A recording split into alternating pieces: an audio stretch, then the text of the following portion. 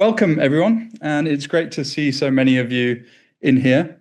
And for those of you that don't know me, I'm Sam, and I'm the General Manager of Penda Photo Tours. And over the last decade or so, I've been photographing wildlife and guiding mainly in Southern Africa. My background is in zoology, and I'm also a FAGASA certified field guide. So understanding animal behavior has always been central to my workflow and how I like to capture my subjects. I was also the in-house photographer for the RSPB, documenting conservation projects across the UK, and conservation storytelling really remains a passion of mine with my photography aside from pure wildlife. And for me, my most powerful images have come not from luck, but they've come from a deep understanding and appreciation of my subjects. And that's exactly what we're hoping to kind of talk to you about today. And today I'm also joined by wildlife photographer, tour leader, and good friend, Alan Hewitt. And if you wouldn't mind introducing yourself as well, Alan. Sure, thanks, Sam. Welcome, everybody. I'm Alan. I'm a freelance wildlife photographer. As Sam says, private safari guide, tour guide, also a writer, podcaster. I've been doing this now for a good 12, 13 years on and off. And during this time, I've had the sort of pleasure of working alongside Fujifilm UK as one of their official UK ex-photographers. And I do still continue to represent that brand and the UK team at events. And I work with them in a sort of ambassadorial role. I've spent a lot of time in Kenya, South Africa, Botswana, working for Penda Photo Tours and also under my own brand. But aside from an aesthetic photography point of view, what really captures my photographic or wildlife photography interests when I'm working is a sort of understanding of animal behaviour and fieldcraft. And when you're in these locations, it doesn't take long to notice that animals, to an extent, are rather predictable in their behaviour. Now, I know a lot of photographers who dismiss this. They're super focused on imagery and photography alone. That's all that matters. And that's fine. But, and I know Sam is an advocate of fieldcraft knowledge because I strongly believe it helps improve your photography. It helps me guide, it helps me assist, and it helps me teach other people as well. Crucially, it also helps me work more ethically with wildlife, and when it comes down to it, it also keeps me safe, and it keeps the people I'm working with safe as well. So hopefully this webinar will show you a few visual examples of this.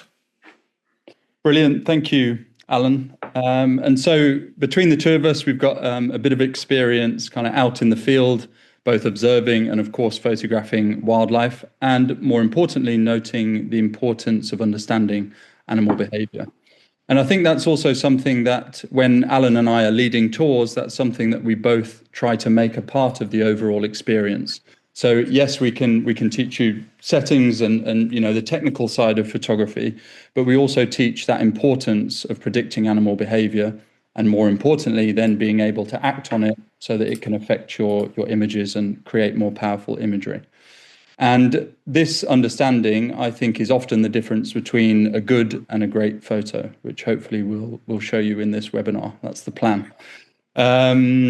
So first of all, a little bit of housekeeping. Of course, we've set a bit of time aside for questions. As we're going, if you wouldn't mind just typing them into the chat, and then we can address all the questions that there are just at the end of the webinar, if that's okay. And we're going to kick you off with this image from Alan. Yeah, so these are beaters, specifically they're European beaters, and if you've ever photographed a beater colony, they're absolutely, it's an amazing experience. The action is just constant with hunting, landing, taking off on perches. It's just, they are non-stop. Breeding pairs can display quite a lot of aggressive mate guarding when they're courting. So with this shot of a perched pair on the right of the frame, it was only a matter of time that a third would arrive and one of the others would instinctively react. Now, knowing how an animal behaves and what it may do can also help us optimize our camera settings too. To get this, I knew I would need a very, very fast shutter speed. The shot that I was sort of was looking at, I knew it would need a fast frame rate or a burst mode on the camera.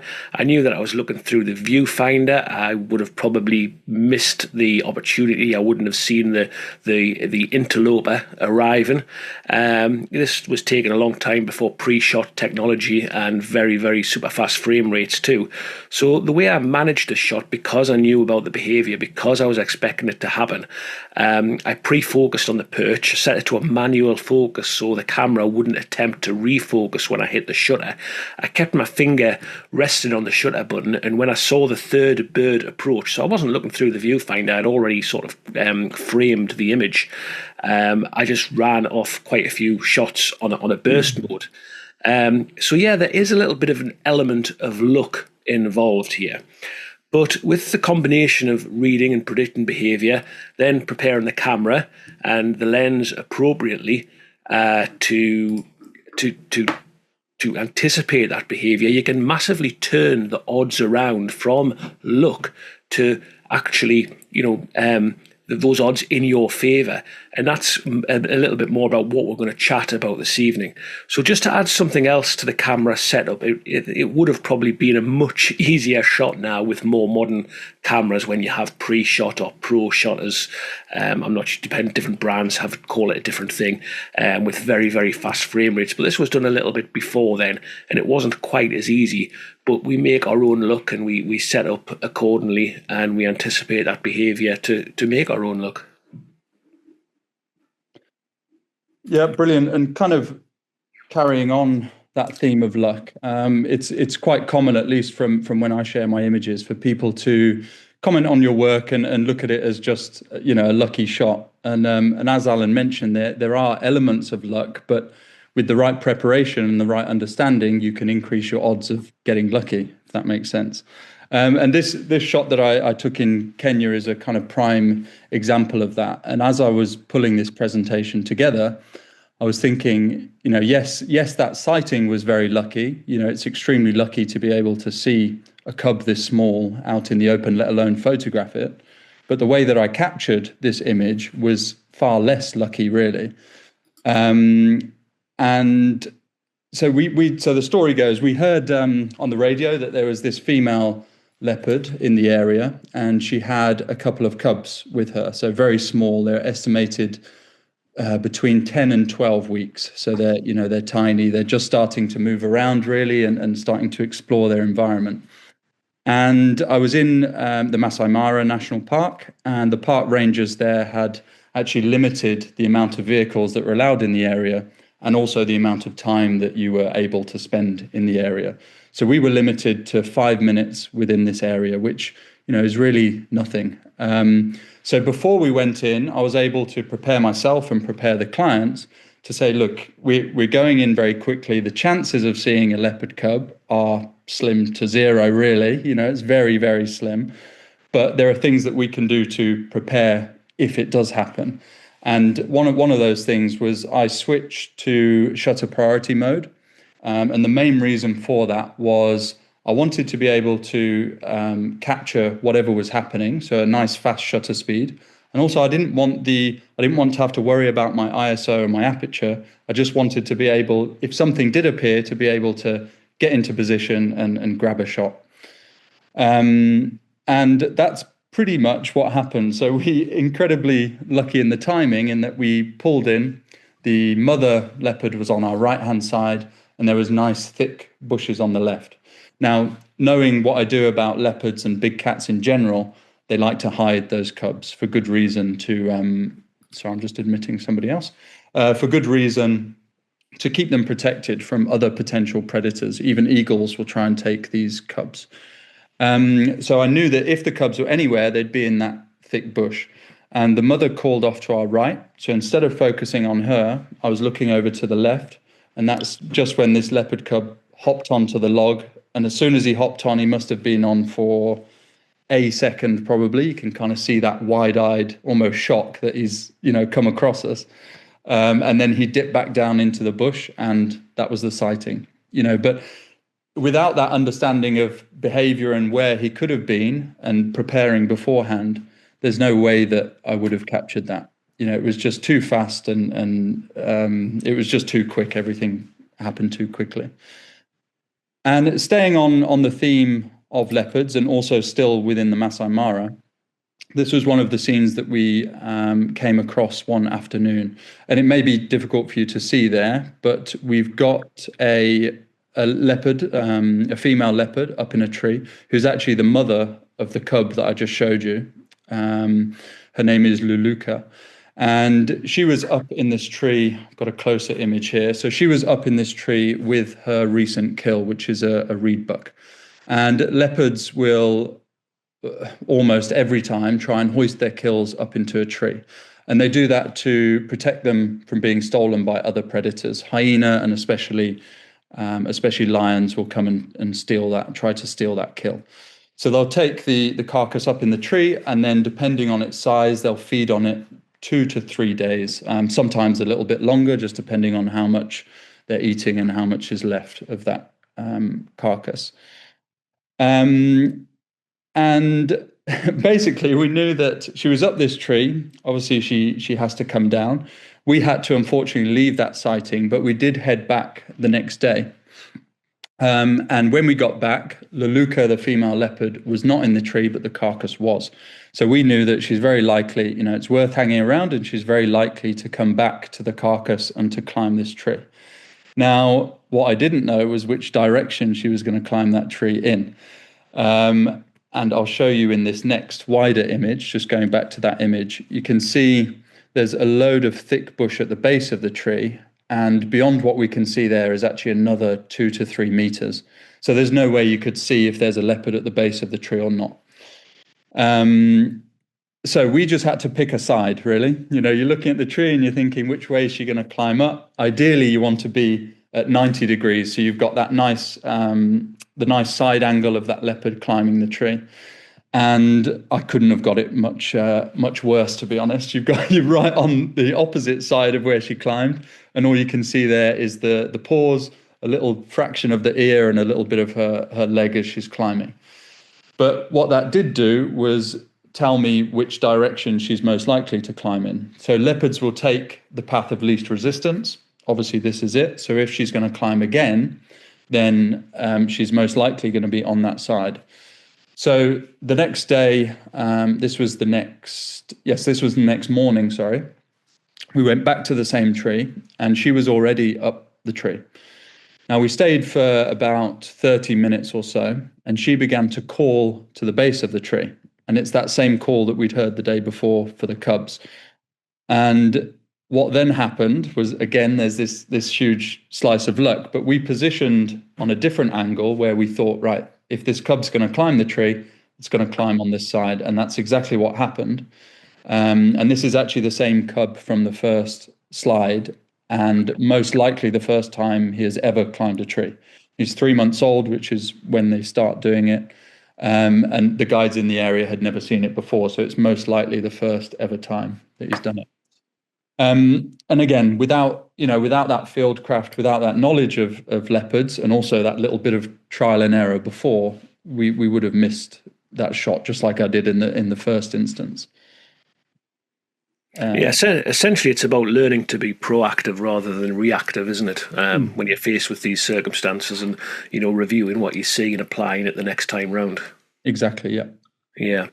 Mating lions, or rather post-mating lions, when we came across this pair of lions in the Mara, I wanted to give our guests the opportunity to photograph a bit of lioness aggression towards the male. We know when lions mate that the male will always bite down on the lioness's neck to sort of dominate her, and then when they're done, he releases his grip. Also, something a little bit more biological at the business end of the occasion means that the lioness can experience quite a bit of pain and distress. This often results in an aggressive action towards the male. So we know a lion, a mating pair, they'll be at it every 20, 30 minutes over a period of days. So there's often opportunities to get different compositions in the space of an hour or so. So with this in mind, I pointed out to our guests, it's often worth zooming out or using a wider angle lens to give a bit of space around the frame to anticipate some movement in what's going to happen. Set a faster shutter speed, get a higher frame rate going just to help capture the moment of peak aggression that we know is going to happen, that our fieldcraft tells us is going to happen. And it's about being sort of ready for the moment. That said, we've got a little bit of a video here. Hopefully it'll come over okay on the presentation. This was in Timbavati in South Africa. It doesn't always work out quite how we anticipate. We can see here the male lions and the female are getting together. You can hear one of our South African guides moving in the background. They start mating. And as I said, the male will sort of bite down on the female's neck to dominate her. But then the sort of post, when they're finished didn't really happen. The female didn't quite go for the male like it did in the black and white video. So the point is, even with preparation, using our fieldcraft, it helps place the odds in our favour, but we're still sort of very much relying on or at the mercy of random behaviour of our subjects. And if we weren't, then it would be too easy, really. So that's that little bit of video there. She's rolling over just to make sure she's had every success at conception. Staying on the subject of courting lions or male mating lions, we're in the Mara, and we were with another pair of lions, a different pair. This is in the Lemach Conservancy. We knew exactly where this male was going. He was following a female who was an estrus, so she's receptive to mating. And as we were sort of driving along a little bit behind, the female was way ahead, and we knew the male was was following footprint for footprint almost. And we spotted this small herd of taupi ahead. We decided, let's flank the vehicle round. We know exactly what path that male is going to take. We pulled up because I anticipated getting a shot of the male lion walking straight across us with those male taupi in the background, and then the sort of rolling savannah, a couple of sort of typical Masai Mara balanite trees in the background there as well. The taupi looked quite close. We knew they would be on high alert because there's two lions just walked past them. But using a telephoto lens sort of compressed that perspective as well. So in reality, those taupi were a little bit further away than the telephoto lens perspective would actually suggest. But it's about using your tools to get the photograph that you want. It's about anticipating what shot you may want, and it's about using your fieldcraft knowledge to get into the right position. Again, it's about being proactive rather than reactive. And this is again an image from the Masai Mara with a very similar kind of story to what Alan's just said. It was a young male who's known in the area. His name's Kidongo. He's got a stubbed tail, so he's really easy to recognize, which I'll show you in the next slide. And although at this stage he was a sub-adult, he was very interested in this female, and she was contact calling, so we could hear her off in the distance. And we knew that he was heading in that direction. So that allowed us to then swing around. And the Masai Mara is also famous for these hot air balloon rides that come up in the early morning. So we thought that's a good opportunity to line up a shot with him in the foreground. And then again, like Alan mentioned, I used a telephoto lens to compress that and try and bring the hot air balloon closer into the frame.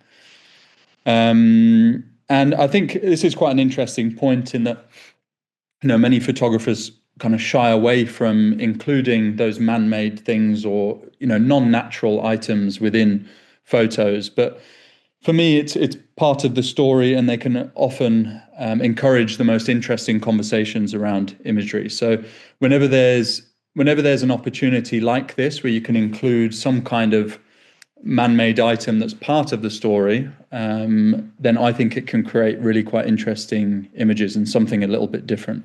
And the final piece of the puzzle for this was waiting for that burner to go off, so you know the balloon's a bit more illuminated and you've got a bit more light going on. And then we continued to follow him, and here you can see his stub tail, as I mentioned before. He's a really easy lion to recognize. Then we went over to her because we knew that he was, coming that way, and that enabled us to get a nice head-on shot of their interaction. As their heads came together, they rubbed for a little bit, some nice tail flicks, and it just added that other dimension. And again, only possible by knowing that he's going to be following after that female, so we could reposition and then get a nice head-on shot of that. So, moving away from lions to elephants, and this is winter in Thule Wilderness, where I lead one of the trips for Penda Photo Tours in southeast Botswana, just over the South African border. It's an absolutely amazing reserve, a vast area, and there's probably only absolute maximum of 3 vehicles in this huge reserve. So it's absolutely incredible for viewing and for wildlife photography too, of course. And the other vehicles are actually the sister camp as well, so we kind of know the people there and we help each other out. So it's a great reserve in itself. So in southern Africa, it can be very, very dry in the winter. One of our guests had said that they really, really wanted to photograph elephant dust bathing. So it's quite a specific request there. And the elephants often use, when they're moving around the Mapani forests in this area, they often use quite established routes. They're creatures of habit, and they're always feeding. So we know that trees can talk to each other. Okay, now that's probably a bit of a strange thing to say. They can, seriously, sort of. When an animal is feeding on a tree, especially Mapani trees, which Thule is full of, the distress that causes to the tree when an animal's browsing force the tree to give off defensive tannins. Those defensive tannins make the leaves taste very sort of bitter, and it also makes them less nutritious. So this release of tannins is also picked up by surrounding trees. It's like a pheromone getting given off. And in turn, those trees will actually increase their own tannin production in response. So yeah, the kind of trees are communicating distress to each other. The elephants are very, very clever. They've cottoned on to that now, and they've realised that if they browse on trees upwind rather than downwind, the trees taste better. So when you consider the route that the elephants are taking, the wind direction, it often means we can kind of predict which way elephants are heading when they're feeding, or which way they're going to head if you just arrive and they're sort of stationary. And if we know there's a little bit of an open, dusty or sandy clearing, remember I said it's very, very dry there in the winter, there is a reasonable chance when they move through that area that we're going to get some elephant dust bathing shots, and that is exactly what happened in this situation. So it's a fantastic example of how we used our fieldcraft knowledge to determine where the elephants were going to go, where we should stop when they started moving, to hope to get some dust bathing photographs. Brilliant. And I love the there's a little bit of motion blur at the tip of that trunk there, which is a really nice kind of... Yeah, that was incredible. That was obviously very deliberate. Of course. Absolutely planned. Yeah, of course. And staying with elephants, just building on, I suppose, that need, in Alan's story there, we've got elephants that are needing and wanting dust and to dust bathe, and in this scenario it was water driven. So when we first this was taken in the afternoon, so around 1 p.m., which is not a traditional safari time. You want early morning and late afternoon light, but in these scenarios you get different types of behaviors. So we first came across this herd, and they were all kind of scattered out in this savannah and all feeding. Beautiful scene of them all feeding. You've got different sizes, different elephants doing slightly different things. And then over time, they slowly kind of came together. And elephants can communicate in a frequency that we simply can't hear. So I'm sure there was a lot more going on than we knew at the time. But that communication, they all kind of suddenly became a little more tighter, a little close together. And suddenly then the matriarch, which is this female on the far right of the image, started to walk. And as it was a really hot day, we presume that they were going for water. It's middle of the day. They've been feeding probably all morning. So most likely they're going to be heading for a drink and heading for a little bit of a bath. And the guide that I was working with at the time knew exactly where that closest water source was.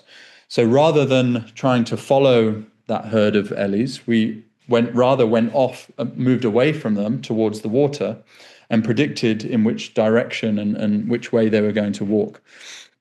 And then that anticipation also allowed us to prepare. So for me, I could switch away from my long telephoto lens, put on my, I think it's 1655, so a nice wider angle lens. And I really wanted to try and make the world's largest land animal, try and make it look a bit small in that, in that environment. So including a huge section of big African sky there, and also standing up a little bit higher to get rid of the horizon, which before was cutting through the Ellies. So as I stood up, I could get that separation and then show that nice big sky. And again, this came from being able to predict what they were going to do, position ourselves, change my lens, my settings, whatever, and then we were able to capture that real kind of iconic shot of those nice little line of Ellies with the sky behind. So back in Timbavati in South Africa, up in the northeast of South Africa, near the Mozambique border. And this was on our first, when our group arrived in Timbavati, this was on the first drive of our group for their safari. So we're kind of late afternoon here. And not far from camp, we got word of a couple of rhino. So we made an immediate decision, let's go and head off in that direction. We grabbed a few shots of the rhino, not many, because we also spotted a few lionesses near a watering hole, and they had the carcass of a Cape buffalo that they had successfully hunted. So a couple of male lions were around too, and a few cubs, lots of females, and then we spotted a herd of elephants nearby. So literally three of the big five in 10 minutes or so. Actually, I suppose it's four if you count the buffalo, but I'm not sure the sort of the skeletal remains counts on that one.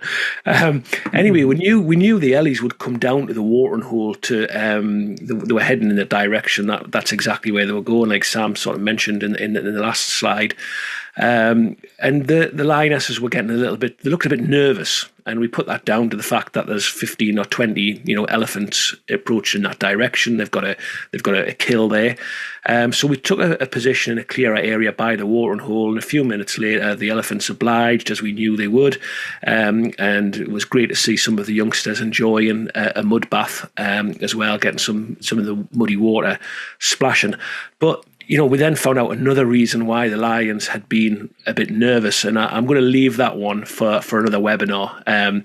So you'll have to tune into a future webinar, or maybe, if you're joining me in Timbavati, I'll tell you where the beer around the campfire on that one. So using water as a way of determining where an animal may move towards is like this leopard that I photographed in the Masai Mara, a black and white leopard just walking towards us. It's a male leopard.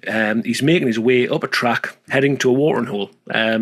Just like us, he isn't going to drag himself through dense foliage to get there when there's a nice track for him to use. It's easier. He'd stop every now and again to scent mark a tree. We knew where the water was, so what we were able to do was sort of take a longer flank around him, get in front of him, and then just wait for him to come walking towards us, because we knew that we had positioned ourselves between the water and the leopard's position. And we did this a couple of times, just sort of flanked around and got some shots of him coming towards us. Photographically, I don't often go for central compositions like this. I'm a great believer in the simplicity and the value that thirds offers, the rule of thirds. But with vertical orientations, I think when there's a head-on view, it often works quite favourably. Mm-hmm. So we were with this amazing cheetah. She was called Kasaru, and she had 6 cubs. Cheetah cub mortality is absolutely terrible. It's something like 85% mortality rate. And she had 6 cubs, and miraculously, she managed to actually bring 4 of those up to adulthood as well, which was unbelievable. So when these cubs are very, very young, and we were with Kasaru, and we spotted a termite mound ahead of us. So similarly, what we did with that, we took the vehicle ahead, we went round and we waited. Well, we couldn't guarantee it, but we knew there's a very, very good chance she would rest on the termite mound to give herself a better view of the surroundings. We could hear some baboons chattering quite a distance away.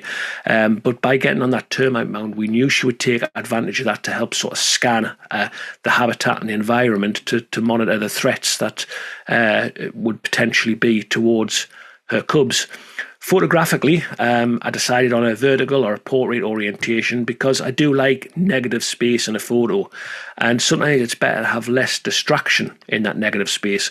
So rather than left or right, I kept that space above, so we were just getting the sort of foliage rolling off out of the depth of field and the sky and the clouds, rather than the sort of left and right surrounding scrub on each side of the termite mound. So staying in the Masai Mara, this is in the private Ochoro Conservancy, and during this trip we'd experienced a bit of a leopard shortage, and on our last morning we were absolutely determined. So off we went, and we didn't have to go far, and we heard a jackal barking, as they do. A jackal distress bark is a very, very good indicator that there's a leopard around. But at a distance, it's difficult to locate the source. It was quite a distance away. We weren't sure exactly where it was coming from. But what we did see when we heard the jackals barking was not 1 but 2 hyenas who'd also picked up on this, and they were running towards the location from different places. So heading from 2 different areas to the same location, we kind of took a bit of a cross bearing on the hyenas, and off we went. And then we found our female leopard just hovering above this jackal den. Now, we spend a great deal of time looking for animals, but sometimes your eyes and your brain can play tricks on you, especially in low light. And what you often hear is just as important. And in many cases, your eyes can fool you, but your ears really, really do when it comes to animal calls. Perfect. Then kind of staying with the jackals that gave away that leopard sighting for Alan. Jackals in general have to be some of the busiest animals on the planet. They're highly territorial. They're always hunting, constantly moving. They're just always doing something. They're a really difficult animal to get hold of. And because of that, I really wanted to create an image that kind of reflected that energy and that movement and that hyperactivity. But the challenge with jackals is that they're very unpredictable, especially when they're actively searching for food. They tend to zigzag through the grass. And I think that's to pick up as much scent as possible. So they're trying to sniff out any, could be insects, ground-dwelling birds, also calves. In calving season, they'll take antelope calves if they can find them. And B, they're trying to flush as many animals as possible. So they run in this real zigzag pattern. It's a little bit erratic, a little bit all over the place, and really difficult to predict. But there's a bit of a trick to at least increase your chances of being able to predict where they're going. And jackals are one of the few mammals who actually mate for life, and they operate as a bonded pair. So while one usually leads, there's another one trailing behind, and it can be up to about 50 meters. They can trail closely, or they can, have a bit of a distance between the two of them. So instead of trying to predict the leader, the front jackal's movements, it's much better to then go to the one behind, so that you know about which direction he's going to head in, because generally that jackal will follow the other one, although still zigzagging, it will head in that general direction. And that's hugely helpful when deciding where to position yourself, when you're trying to work out where this jackal is going to go. And especially for a shot like this, with a slow shutter speed, there's real fine margin for error. If the jackal's not quite at 90 degrees, or you're moving a little bit too quickly or too slowly, the shot goes from what you want it to be to being really quite abstract and maybe something different entirely. And because I wanted to capture that motion and the busy nature of jackals, I decided to go for a slow shutter speed, and it was 1/80th of a second at the time.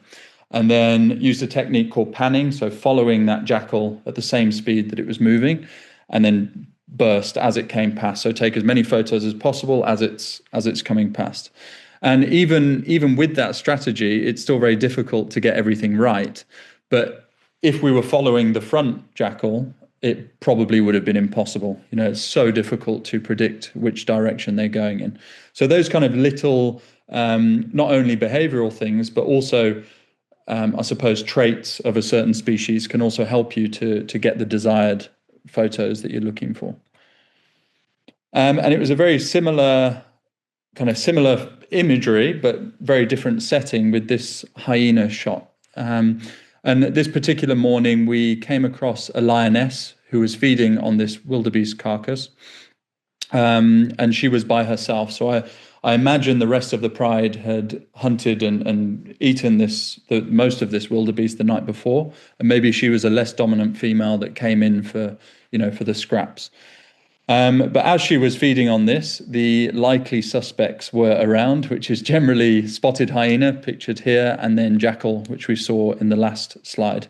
And they were basically watching and waiting for her to leave. They weren't quite brave enough to challenge her, to try and drive her off, but they were waiting for her to move off.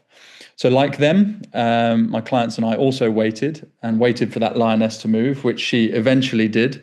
And then, as you imagine, a bit of chaos ensued, where the hyenas kind of bolted in, took over the carcass. The jackals were coming in, trying to grab little morsels off the carcass, whatever they could.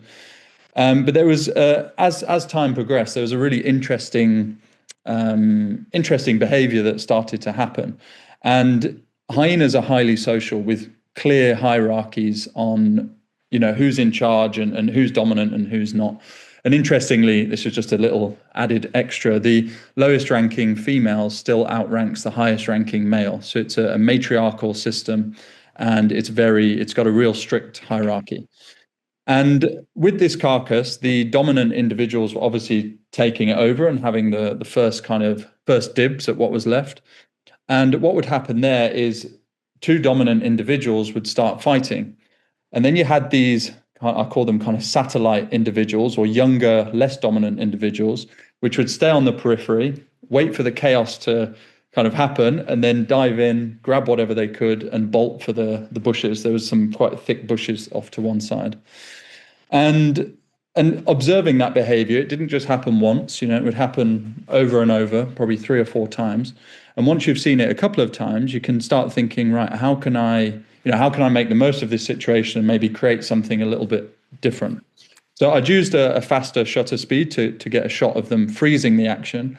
But for me, I wanted to try and capture the chaos, there was hyena running all over the place, and just trying to capture some of that madness, which I think can only really be done effectively with a slow shutter speed in this scenario. So we had the carcass, we knew that they're going to the bushes, so we just had to position ourselves in between the two and hope that they, did what they did the last couple of times. And this was on the first attempt. The fighting broke out. The younger individual grabbed the carcass, which is actually the head and most of the spine there, and then bolted for the bushes. And because we'd prepared and we'd thought about what could happen, we could then, again, same technique with the jackal. I must have been using, I can't remember now, but I must have been using a similar shutter speed, maybe 1/80th, somewhere there, and panned with that hyena. I knew which direction he was likely to go, and that then allowed me to get this, for me, a more interesting image than it would have been with a faster shutter speed. But only possible observing the behavior and predicting where that hyena was going to go. Okay, so I'm going to stay in Timbavati here with this white rhino. I mentioned earlier I was talking about elephants and dust baths and tannins, and um, tannins can also help us with rhinos, but in a very different way. The This one is very, very nerdy, by the way. If you've followed some of my social media content when I'm actually working away in the field, you'll probably know it was only a matter of time before I start talking about dung. So anyway, we're in Timbavati here. If you've probably heard of a rhino midden, and what a rhino midden is essentially a latrine. It's very, very distinctive. And we know white rhinos generally graze on grass, and a black rhino, incidentally, black and white rhinos are the same colour, black rhinos browse on low-hanging branches. So if you're looking for a black rhino or you're looking for a white rhino and you come across a rhino latrine, we can tell whether it's a black rhino or a white rhino because the tannins make the dung very, very brown, similar to sort of elephants. If they've been feeding on trees, and the black rhino, the black rhino is very, very brown, and the white rhino is very, very black because of the fermentation of the grass in the gut. So we can tell by looking at the midden, we can tell by how moist it is, how old it is, and we can tell whether it's a black or a white rhino based on the colour of the dung. And what this is effectively is called what we just call reading spoor. Spoor is a collective term for evidence of anything that an animal leaves behind. So dung, tracks, broken branches, scent marking. And spoor can tell you a great deal about what animals are around and where they may be. They can tell you how long ago they were here. If you're on foot, for example, and you can smell leopard scent marking, you really need to start paying attention to your surroundings and think about moving off somewhere very, very quickly. So again, it's not just about photography, it's about keeping you safe as well. And then this is a beautiful male cheetah that we came across in Kenya again, actually. And again, when we were mentioning before about predicting animal behavior with needs, with the elephants with water, this is another one, but instead with territorial marking. So when we first came across this cheetah, he was sat underneath a bush, and this was, again, fairly late on in the morning, so it was pretty warm, beginning to warm up. And as the sun had rotated, part of his body was now in the sun. So we knew that, if we wait a little bit, this cheetah is going to become active because it'll simply be too hot. And that's exactly what happened. And as he stood up, he first scanned his surroundings and then scent marked on that particular bush where he was. And now, normally with cheetah, if they start scent marking, they're not going to just do one spot. They'll do a route. They have these routes that they'll go around and they'll scent mark on particular landscape. It could be a termite mound, it could be a tree, it could be a rock. And in this, you can see from this photo, it's nice and flat. There's not many trees around, but there was one. So the odds of him, if he's going to go anywhere to scent mark, it's that tree. So we were then able to position ourselves.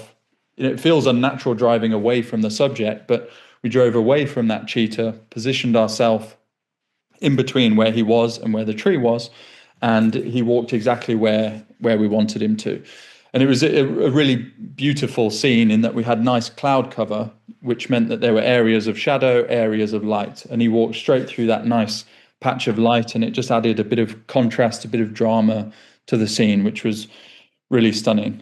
And then this was the next frame was him at that tree. So often they'll rub against the tree, splash a bit of urine, and he then sat underneath that tree. You'll just have to trust me that he's under there. I promise he is. But that just shows you the scene where, that was the only option really, was that tree.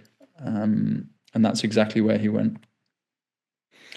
On to another one. It's quite important to remember that, animal behavior in predicting animals' movements is not just restricted to mammals.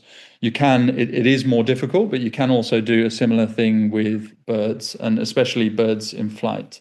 And this is a lilac-breasted roller, which is probably one of the most photographed birds in Africa, I would imagine, and for good reason. Those incredible incredible shades of blue, and that you can't really see it there, but a beautiful lilac breast on the front there. Really, really colourful bird. And what these birds do, they have a behaviour called hawking, and that's basically where they'll sit on a perch, and they're very visual hunters, like many birds are. They'll sit on a perch and they're looking for insects, lizards, anything that's moving through the grass, and then they'll drop onto that and they'll go back to the same perch, which is obviously a bit of a luxury for photographers, because they'll give you a couple, 2 or 3 chances before they move on. And what these rollers do, you often find them near roads, and that's not merely a coincidence. It's because if any insects or small lizards move across the road, they're much more easy to see than they are in that tall grass. So what we did on this occasion is positioned the lilac-breasted roller to our left with the road to our right, and then that allows you to compose the image with the space on the right-hand side of the frame. So we're expecting that roller to fly into the space and get that, that nice spread of the wings as we've got there. And luckily, there were, I'm not going to lie to you, there were a couple of failed attempts, as there always are with bird photography. But in the end, we got there and we got the image, and it's a really rewarding, satisfying thing to get right. So as Sam mentions, behaviour, using your fieldcraft to read behaviour is not just a mammal or megafauna concept. These are beautiful birds up there for me with the lilac-breasted roller, I think, and they're a species of starling. It's the very aptly named superb starling, and it is superb. Incidentally, we also see splendid starlings too, so these are great species names. There's no sort of distinctly average or drab starling, unfortunately. There should be, though. If you're close to a village or close to a settlement, you often see these birds. They've learned to hang around at villages because there's a lot of sort of food waste, which they feed on. But a good place to sit is near a species of acacia tree, which is known as a whistling thorn acacia. And it gets its name because you can hear a very, very faint whistle in the light breeze. And this whistle is caused by tiny little holes made by ants as they colonize the tree's domatia. And that domatia is the bulbous base of the thorns. So these ants actually help defend the tree against some browsing animals. And there's a bit of a sort of mutualistic relationship going on. The ants also attract the birds, like the superb starling, who sort of feed on the ants. So if you find these little whistling thorns around and there's some birds like these starlings, just go and sit by one of those, and the chances are you will get some bird photography. So it's about it's about using what's around you, using your knowledge to get you into places and into positions where we know we're more likely going to get the photograph that we're after. And this is a Rupel's vulture, one of the vulture species that you find across all of Kenya. And these vultures often perch quite high up in trees, having a high vantage point to scan the savannah. But on this occasion, this vulture was on the side of the road. So whether it had been feeding or I'm not sure why it was there, but it was there. And that gave us a great opportunity to get some really nice portrait shots, as you can see here. But as we were snapping away and getting these nice portraits, I could also see a line of wildebeest that were coming off in the distance. And wildebeest typically head down single file, and they go in a straight line. They're pretty regimented, unlike our jackal that we saw before. So they were heading in our direction. And then I saw an opportunity to, maybe create a bit of a different image. And lo and behold, these wildebeest crossed the road just behind the Rupel's vulture. And all that I needed then was the vulture to kind of turn his head and almost to look in the direction of these wildebeest. And in the Masai Mara at this time of year is when the Great Migration is happening. So these wildebeest flood these open plains, and with them, there's obviously a lot of predators, there's a lot of kills, and therefore there's a lot of food for vultures and other scavengers.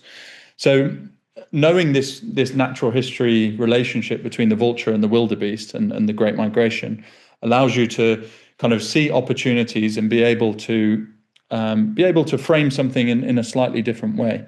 And for me, this is quite a nice storytelling image in that you've got the relationship between the vulture and the wildebeest, and him almost, I'm anthropomorphizing a little bit, but him almost looking, waiting for that moment where he will benefit from their arrival.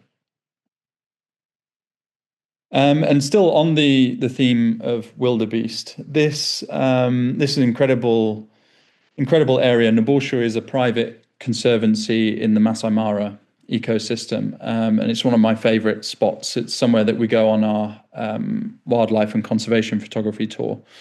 And Naborsha is famed for its low rising hills. So it's got really kind of shallow hills that rise up, and you often get these opportunities for beautiful silhouette work like this. And although this image, this was when we first arrived, and I just snapped an image of the setting there. Although I like this image, there wasn't enough separation for me between individuals. So you can see, especially on the left, there's a bit of a mass of wildebeest there, and you can't really tell who's who. And with a silhouette, that's really important to be able to distinguish. And what we noticed is there was a much larger herd on the right-hand side of these wildebeest, maybe triple or quadruple the size of this one. And as the sun was setting, they're most likely to join up. And more than likely, the smaller herd will join the larger one rather than the other way around. So what this allowed us to do was to predict that behavior and then get in position and wait for these wildebeest to move across those open plains. And then as they're moving across, they normally go in single file, and that's when we got the separation. And we were able to really create some stunning images as the sun was setting with these wildebeest behind. And for me, this was my favorite image of all of them, in that it's got a couple of additional elements. You've got the leg half bent, so you've got the movement, and then the flick of that tail with the light catching underneath as well. And again, with I don't want to repeat myself too much, but without knowing that behavior and these wildebeest were likely to move across to this larger group, we wouldn't have been in the right position, and we wouldn't have been able to capture this image. So back in the Mara again with elephants, we stopped by this balanite tree out on the Conservancy, the Lemmock Conservancy Savannah, originally to photograph an African harrier hawk, or what they're often known as a gymnogene. They used to be called that, and often still referred to by many. Anyway, African harrier hawks have these remarkable hyperextensive joints, which is a bit like we would perhaps refer to as being double jointed. And they're in their feet, so they can get their sort of talons into very sort of tight nooks and crannies in tree barks to get at lizards, perhaps remove remnants of a carcass that a leopard may have hauled up a tree. So once the gymnogene had gone, I do prefer gymnogene to African harrier hawk, it just rolls off the tongue nicely. Once it went, we went to have a look at what it may have been feeding on. So before we got out of the vehicle, we took a scan around, and other than a few elephants a few hundred yards away, the coast was clear. So we had a look at the tree. So as I approached the tree, I noticed the bark on one side of the tree was very, very, very smooth, up to about 8 foot high, and elephants were approaching. So put two and two together, got back into the vehicle and just sat and waited. Now, I really love what I would refer to as being contextual wildlife photography. I like to photograph a natural history story, and that story is often the relationship between species and its habitat. When we photograph like this, rather than close frame-filling portraiture, I think we can learn more fieldcraft from it, because we research what we photograph, and we see what is going on, and you get in a sort of positive circle of research and improving your photography and improving your knowledge. So what I was actually waiting for was one of the elephants to come and use its regular scratching post, and it's, like the cheetah before scent marked on the tree, it was the only sort of tree sticking out in the area, so it was a good chance that an elephant was going to have a scratch, and that's why the bark was very, very smooth. To get the shot, I had to sort of use a 100mm at the end of the telephoto zoom and go vertical, because I wanted all of the tree in. Here the tree is as much a part of the natural history story as the elephant itself. So, I had to get both in. Now, just having a little look at the next slide, just it's a different tree at a different time. This is a closer up photo just with my phone of what I mean. This is a tree that we saw that had likely been brought down by a bull elephant in a show of dominance and strength. And you can see how the bark transitions from being very, very smooth on the left to being normal, sort of rough bark on the right-hand side. And this is just down to years and years of elephant scratching. Using the tree to scratch, and just in the background there, that's our breakfast being set up on the savannah, a packed breakfast. It's absolutely perfect. So, staying on the subject of elephants, I have to say I absolutely love just sitting on the savannah in the vehicle. You know there's an elephant herd coming because you can see them, and the herd just passes you by. Elephants to your left, elephants to your right. It's an incredibly special moment to be that close to such huge animals and to be trusted in their habitat. And most of the time they're so peaceful. They've got young ones with them and they come very, very close at times. It really does. I can't stress it enough. It absolutely blows my mind. And sometimes there's just no words to describe it. It's amazing. But you do still have to be careful. I think it's fair to say that while they can be incredibly dangerous, they're almost very, very peaceful as well, as long as you respect their space. And they're fairly straightforward with the fieldcraft indicators, which we use to sort of flag up potential dangers. With bulls, we look for them being in a condition called mutt. And this is when a bull is full of testosterone. He'll be constantly dribbling urine. His temporal glands are discharging a thick liquid and to soothe the pressure on these glands, he may rest his trunk on his tusks. And you generally don't hang around a bull when they're what we call a musty bull. You just need to stay clear because they are very, very dangerous. So otherwise, we also look for elephants' tail positions. A straight horizontal tail, for example, that's a sign of stress. Digging tusks into the ground too, trying to knock a tree down, which I just mentioned before. They're showing off to you. They're saying, look at me, I'm going to do this. If you don't respect me, these are the warning signs. A parallel walk is often indicative that an elephant may be sizing you up for a bit of a fight. So when you're in a vehicle, if you're moving along, if the elephant is sort of keeping up with the vehicle and moving parallel with you, that's sizing you up. Another one to look for is things like displacement behaviour. This is when an elephant's pretending to feed, so it might be pulling grass up or small shrubs, but it's not actually eating it. It's pulling it up and just discarding it. It's not really aggressive behaviour in itself, but it's a sign that it's perhaps a little bit nervous. So fieldcraft is as much about safety and about ethics. We don't want to be in danger. We don't want our guests to be in danger. And, we don't want to be causing our subjects undue stress as well, or any stress at all.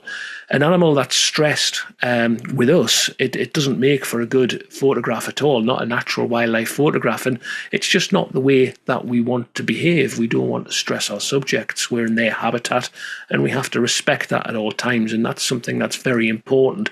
And by learning fieldcraft is how we work ethically as well. So I mentioned earlier the elephant scratching tree that I like to photograph relationships, and those are animal relationships with species as well as habitats. Birds and mammal relationships are always fantastic to photograph. So here we have a pair of juvenile oxpeckers, and they're on a Cape buffalo. I'm assuming they're yellow-billed oxpeckers, they're juvenile, so their bills haven't changed colour yet. I can't remember seeing any adult red-billed oxpeckers around at the time. But when we do see large mammals like this red-billed oxpecker on a giraffe, which is the next slide, there's a good chance that we'll also see birds. So red and yellow-billed oxpeckers, they have this mutualistic relationship. The oxpeckers feed on the blood from ticks, and the host mammal in turn gets a little bit of a makeover. It's a win-win. We often see drongos and egrets too, some of the larger herbivores, but this is a relationship of commensalism rather than mutualism. Rhinos may disturb insects as they're grazing. The bird, like a drongo, gets a benefit, but unlike the oxpeckers, the mammal doesn't actually get a benefit. So this sort of mutualism between oxpeckers and herbivores is a bit of a double-edged sword, really. So we've got a red and yellow-billed oxpecker here feeding on the blood. rather than a tick. It's from a wound on the neck of a Cape buffalo. So it looks like the evidence would suggest we'll build the story from what we see. Lions, when they take buffaloes down, they often try to get one on top of the buffalo and bite down on the neck to bring it down. And then when they get on this position, the lion bites down, the buffalo is very, very vulnerable. So it looks like the buffalo's had a lucky escape. It's had a significant lion bite to its neck, and that's attracted these oxpeckers down. They're sanguinivores, so they feed on blood. And here they're actually keeping the wound open, and effectively they're bleeding the buffalo. And it's not just 2 or 3 at a time either. This is usually the beginning of the death sentence for a large mammal like a buffalo. Blood loss, infection, weakness. They become very, very vulnerable, and that relationship has gone from being a mutualistic benefit relationship to now a relationship that's built purely on parasitism. They're killing the host herbivore. Now, I also mentioned safety a lot, and when I was talking about elephants and fieldcraft, oxpeckers are great safety indicators, fieldcraft indicators. They're very loud chattering birds, and they move in a fling, not a flock. Okay, the collective noun is a fling of oxpeckers. I love a collective noun. So if you see a fling of oxpeckers, there's a very good chance that there's a large herbivore close by. Again, if you're on foot, it's time to leave and time to pay even more attention to your immediate surroundings. Buffaloes are actually one of the most dangerous animals to be in proximity, especially if you're on foot, and especially if it's wounded, and if it's attracting lots of oxpeckers, the chances are it could be a lot more angry than normal. And staying with oxpeckers, this is another. So oxpeckers love giraffes in general as well. So not only Cape buffaloes, anything with fur, really. They've got highly specialized bills which can actually essentially comb through the fur. So any large animals with fur, they'll love, and you'll find them on top of them. And they particularly like giraffes in that it's a nice big vantage point. They're obviously a very tall animal, so it's really good for them to be able to perch up on top and also notify the giraffe of any danger. They're often the first to call, as Alan mentioned, if any predators are in the area. It won't be a surprise to you when I say birds fly. I'm sure you all know that. But there is a distinction between knowing a behavior and then actually acting on it, especially in photography. So what I like to do in situations like this is I'll get what I call the more standard shots. I'll get my portraits and I'll lock those in early. So I'll get that nice shot of the oxpeckers on the giraffe's head and some side profiles. And once I've got those, then I can start to explore being a little bit more creative. So that could be using a slow shutter speed to get some motion blur, or like in this example, using a fast shutter speed and trying to capture some of the action. And of course, my settings for capturing a bird in flight are very different than what they are for capturing a standard portrait of the giraffe. And then, of course, there is that element of luck because the oxpeckers got to fly off, but we all know that birds do fly. And if you wait long enough, and if that giraffe stays around for long enough, you will get that opportunity. And then it's just a case of being prepared for it. And this was actually taken with pre-shot. I know Alan mentioned that one of his shots before wasn't using it. So this was using pre-shot on a fairly new camera. But still, I needed those settings dialed in beforehand to have any chance of getting this photo.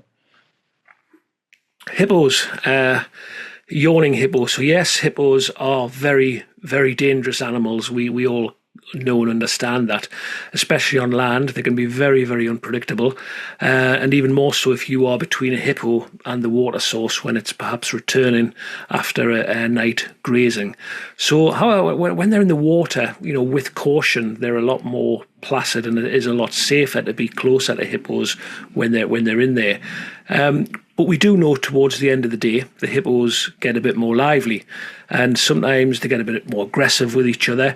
Some yawning and some jaw wrestling occurs too. So if you want to get some yawning hippos, we end up in a sort of watering hole later on in the day when we get that nicer light as well. And it's important to say that, like lions, hippos don't yawn because their heart rate has dropped and they need to oxygenate their blood because they're tired. They do it for a different reason. They do it to oxygenate their blood to prepare for activity rather than to fight tiredness. So that's the sort of yawning hippo, and we can get quite close to them when they're in the water. So I mentioned lion yawning before. So here we've got a lion yawning. It's not roaring. A lot of people think, oh, it's a lion roaring. It looks very, very different to a lion roaring. So oxygenating their blood for activity, and this is basically what this lion is doing well. It's just taken before dusk. And if you watch lions for long enough around this sort of time period, you can often tell when a lion is likely to yawn. So it's not a tired thing, we've established that. It's a behavioural clue that sort of signals a transition towards activity. So if you look at a lion, their eyes might start to twitch a little bit. They might actually lick their lips. And then the lower mandible may drop slightly just for a second or so before it lets out a yawn. And when a lion yawns, the mouth extends, hugely, obviously not as wide or as big as a hippo, but, it makes for a really sort of dramatic shot. And with any sort of action from mating, aggression, even just to yawning, if you're wanting a lion yawning shot and you're expecting it to happen, get your camera on a high frame rate. That's what it's for. I always say high frame rates are burst mode, frames per second. My camera does 40 frames a second, but it's not about constantly firing off shots like a machine gunner. So 40 frames a second, I'm not on about taking 400 shots in 10 seconds. There's no point to doing that to me. But what that 40 shots a second allows is 10 shots in a quarter of a second. And that's in that quarter of a second, that's when a lot of wildlife action actually happens that our eyes and brain barely register. And then when you look at the shot, that gives you the sort of wow factor, because we're not seeing that long enough in our eyes and brain to register what the camera's actually captured. So get your frame rates up when you're expecting action, and you'd be pleasantly surprised with what you can see, especially with birds in flight as well. Mm. And on the contrary, really, getting a fast frame rate, try using a slow one. So this is the point that I'm trying to make here, is that if you can predict behavior like a lion yawning, then you can also try and get a bit creative. I mentioned that in a previous slide. And like Alan mentioned, those little cues and those little things that lions do before they yawn allows you to then predict and prepare yourself. And there's absolutely nothing wrong with a fast shutter speed and freezing that action. Those images of lions yawning, like Alan's just shown, are incredible. But I wanted to create something that's a little bit different, a little bit more intense, and just try to be a little bit more creative than I normally would be. And in this scenario, then I dialed in a really slow shutter speed. It was 1/10 of a second. And I placed the lion in the center of the frame, or where I thought he would be when he yawned. He got up a little bit before he yawned. So place him right in the center, and then again on a burst mode. But as I'm bursting, I'm zooming through the action. So I started at around 200 mil, and I was zooming as I was taking that photo. And it's really important that you try to keep the lion in center of frame. Otherwise, you get blur to the left and right, and you really want those streaks coming in. And being able to predict that behavior to be able to anticipate the behavior, then translate that into your camera, into the settings that you want, allows you to create different imagery. And this may not be everybody's cup of tea. I know it isn't, but it's a different image of that lion. And I think it's something that's quite intense, visceral, just a different way of capturing that action. And on that, and this kind of ties in as well with I mentioned before about the giraffe with the oxpecker taking off there. This was a really beautiful scene in that it's a leopard in a fork of a tree, but rarely this leopard was eye level. So normally they'll be in trees a bit higher up. So the angle you're shooting at is from down up. So it's not quite as intense. Ideally, you want that eye level angle. So when we pulled into this sighting, it was enabled me to capture these kind of beautiful images. And also we had the luxury of being able to move around the tree. So we could capture some different photos of this leopard, get a bit creative. I mean, there's a classic kind of sleeping leopard. And then eventually after that little nap, the leopard got up. And similar to these lions, what do leopards do when they get up? 9 times out of 10, they will yawn, just like a lion does. And interestingly for me, all these images that I captured before, for me, these show the beauty and the elegance of this female leopard.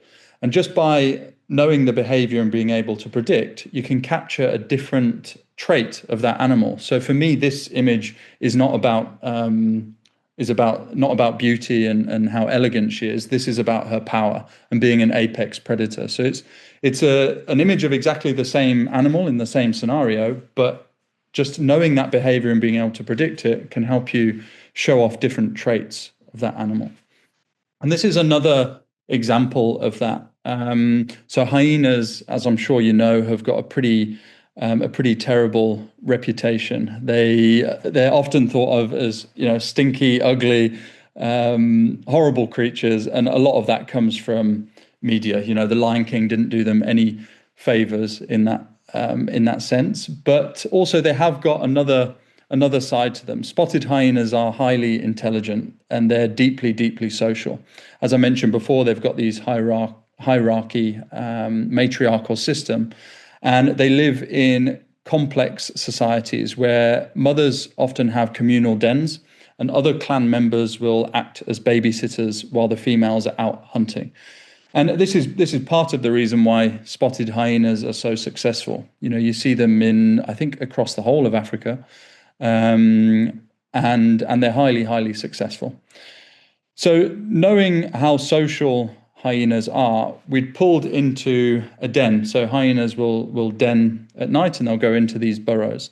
And we pulled into this den just as the sun was setting. And when the sun is setting and when the sun is rising is when pups will become active typically.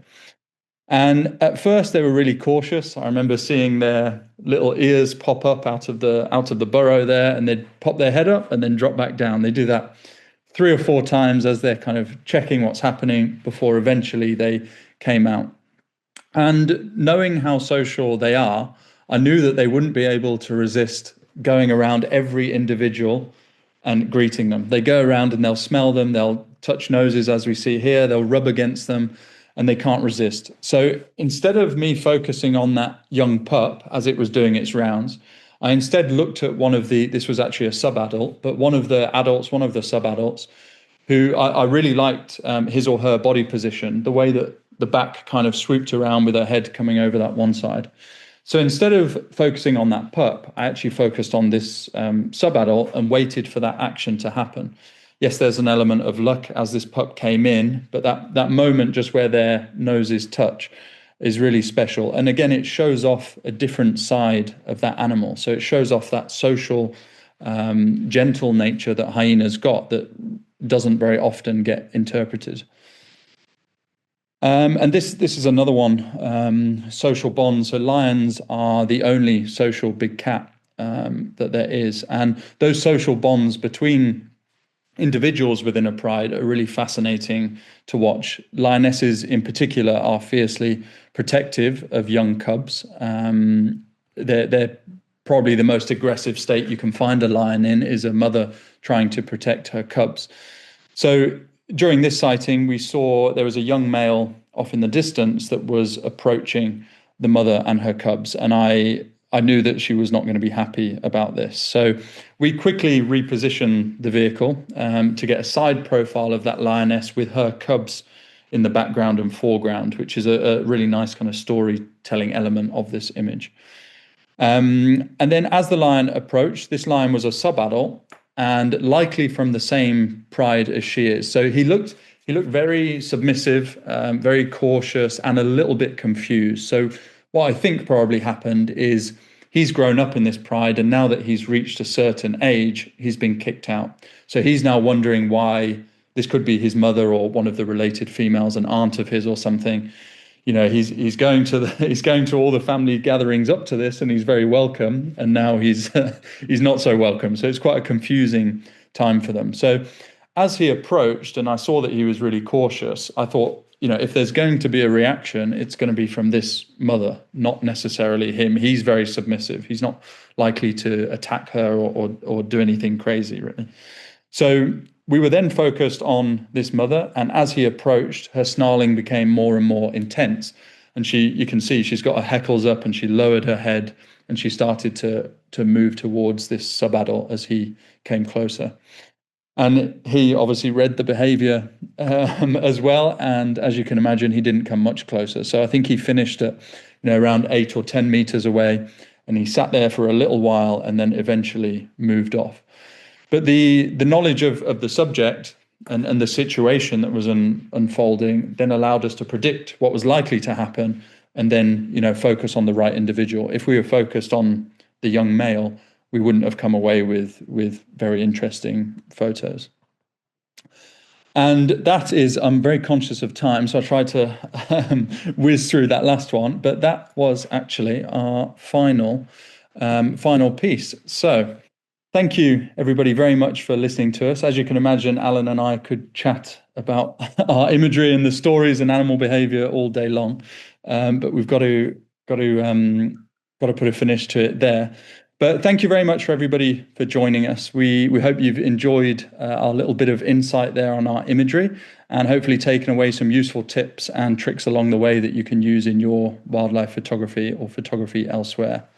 I think, sorry, so I'm just going to interject. Yeah, I think one of the things is what I say to a lot of people, and I work at when I'm doing workshops and when I'm doing safaris, when I'm teaching at university in Cumbria in the UK, is never ever underestimate just how incredibly important fieldcraft is. If they take one thing away from this is that it can revolutionize your photography. And I'd just like to sort of add as well, when Sam and I are running these and leading these trips, we're not just teaching people about shutter speeds and f-stops and ISOs and focal lengths. We actually spend quite a lot of time engaging people and talking about the fieldcraft, the very things that we've sort of spoke about this evening as well on the safaris that we lead. So yes, they are photography safaris, but no, we're not just going to bore people with f-stops and shutter speeds. We will talk about behavior. We'll explain what's going on, why it's going on, and how that links into your photography as well. Yeah, exactly. And thank you for that, Alan. And ultimately, as hopefully we've demonstrated, an understanding of animal behavior and natural history naturally makes you a better storyteller, and it enables you to create more interesting, more engaging imagery. And for me, that's what it's about. You want people to be looking at your imagery and taking things away from it, storytelling and really focusing in and thinking about your imagery. And I think just to kind of wrap it up, if you have enjoyed this session and would like the opportunity to learn from Alan firsthand out in the field, he'll be leading a number of our up and coming trips in 2026 and beyond. So some of them are on the screen there. Our Botswana photo safari, which is actually photographed here.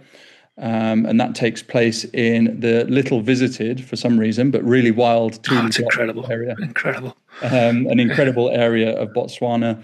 And on this tour, we take over the entire safari camp. So it's a really exclusive experience. And that also gives us a fantastic freedom to explore the area, and with great opportunities for elephants, as you can see here, big cats, and some really striking and varied landscapes. Secondly, our South Africa photo safari. So this is based in the Timbavati Private Game Reserve in the Greater Kruger.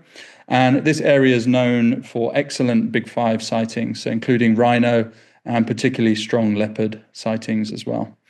And finally, our brand new Leopards of Luangwa trip, which I'm very, very excited about, takes place in Zambia's South Luangwa National Park, which is widely regarded as one of the best places in Africa to photograph leopards and predator interaction in general, which ties in really well with what we've just been talking about. And that's a truly, truly wild setting. And of course, we can't guarantee anything. But if you want to see wild dogs, there's not many better places than South Luangwa. So there's a really good chance of seeing them. If you'd like information on any of our tours, these or any other tours that we've got, or would like to chat about whether one of these might be the right fit for you, because that's also very important, please feel free to email our destination specialist, Anna, who some of you may already know, on info@pendofototours.com. And we've also got the WhatsApp number there. And she'd be more than happy to help. And she's also a photographer, which is great.